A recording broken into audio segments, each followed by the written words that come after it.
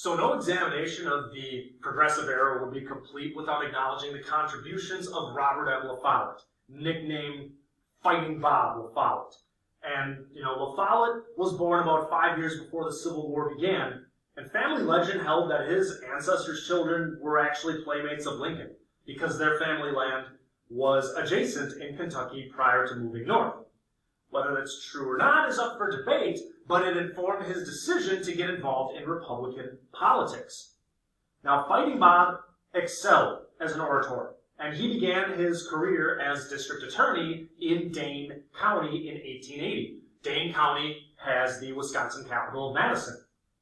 4 years later, at age 29, he was elected to the House of Representatives and immediately began to kind of buck the party line. His refusal to grant railroad companies the rights to lands belonging to Wisconsin's Native American tribes earned him the title of insurgent, which actually endeared him to his base back home. Now, he was voted out in 1890. Many Republicans were in that election, and allegedly, when he came back and resumed his law practice, he was offered a bribe from a Wisconsin senator in 1891 to support him in a legal case. This is apparently when La Follette became a true reformer and decided to expose what he viewed as corruption in the Republican Party. Now, La Follette overcame the powerful Wisconsin Republican Party bosses, some of whom were dead or aging, to become governor in 1900. His campaign consisted of him traveling to 61 counties, giving 216 speeches to 200,000 people. Now, his main issue was the use of the direct primary instead of the party caucus to hold politicians accountable, and he would even take on railroads and big business. When he was reelected in 1902, and the stalwart Republicans in the state Senate would not vote for his progressive legislation, he started a tactic known as reading the roll, in which he would publicly announce the votes of all state politicians. By 1905, the direct primary was a reality, along with a railroad commission, which was kind of his pet project, a lobbying bill, and a civil service bill that attempted to remove patronage and partisanship from the state. Now, La Follette left the governor's office after 3 terms to fill one of Wisconsin's vacant Senate seats in 1906, and he served in this capacity until his death in 1925. La Follette was a founding member of the National Progressive League, which initially consisted of a total of 9 senators, 6 governors, and 13 congressmen. As the undisputed leader of the progressive faction in the Senate, he routinely took to the floor and gave rousing speeches against corruption and corporate abuse of workers. He also persuaded his colleagues to begin the process that would lead to the passage of the 17th Amendment, which called for direct election of U.S. senators. He wanted to challenge Taft in the 1912 election, but alas, it was not to be. His opposition to U.S. entry in World War I kind of made him a bit of an outcast, and he continued to oppose American intervention abroad and support progressive policies until his death. He was actually one of 6 senators who voted against the U.S. entering World War I. Fighting Bob La Follette is one of 2 Wisconsin statues in Statuary Hall, and he's often referenced as one of the 5 best senators of all time.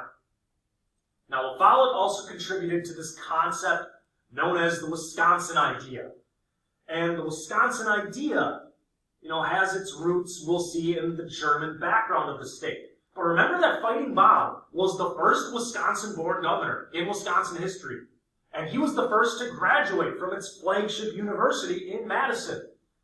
One of his former classmates became president of the university in 1903, and numerous other faculty members and former classmates would discuss his proposed his proposed legislation with lawmakers. They would get together and they'd talk it out. The continual communication and support between the twin domes of law and learning at the opposite ends of State Street in Madison, this is the Capitol building and the university, lead to this Wisconsin idea. Now again, Wisconsin has a significant German-American population. Imperial Germany had been passing legislation designed to benefit workers and the lives of everyday citizens. Germany had passed a workers' compensation law that paid injured workers, and Wisconsin was the first state to pass such a law in the U.S. and this is modeled on Germany's law.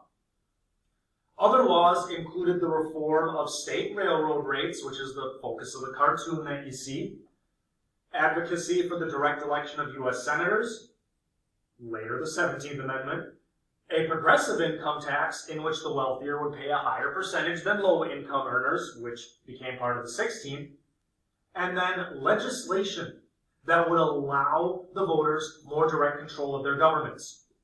The direct primary was passed under La Follette's governorship. Recall elections provided for a popular vote to remove certain politicians. Referendums allowed a majority vote to decide local and state issues.